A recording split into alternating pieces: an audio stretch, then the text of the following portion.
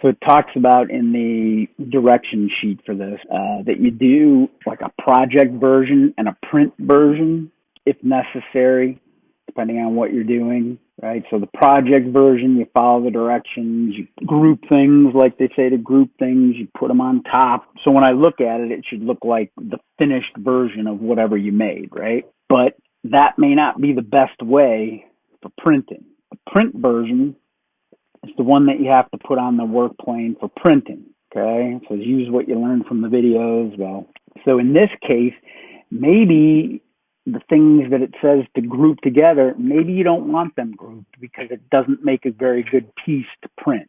So what you have to do is make copies of those parts. When you're putting together your project version, you say, how is this going to print?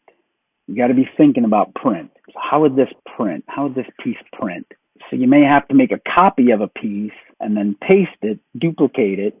That piece, instead of being grouped, maybe, right, you may have to flip it on its back or do something else with it to put it for printing, right? You're thinking of the two different parts.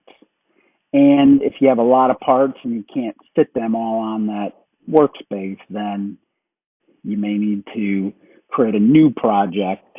You can duplicate the project when you're in TinkerCAD. I'm going to come to the gear and I'm going to duplicate this project.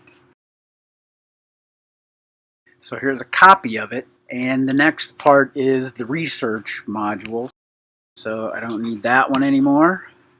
I don't need these anymore because I need to clear the build plate so I can continue building. Right? And I'm going to keep these two for my project version over here. Right? Then I would go back into the directions and I would continue working on it. This is the housing module. This is what it looks like together. So this is the project version of it, but I need to build more things. I'm not going to be able to fit them. So I'm going to use the TinkerCAD icon here to go back to my dashboard.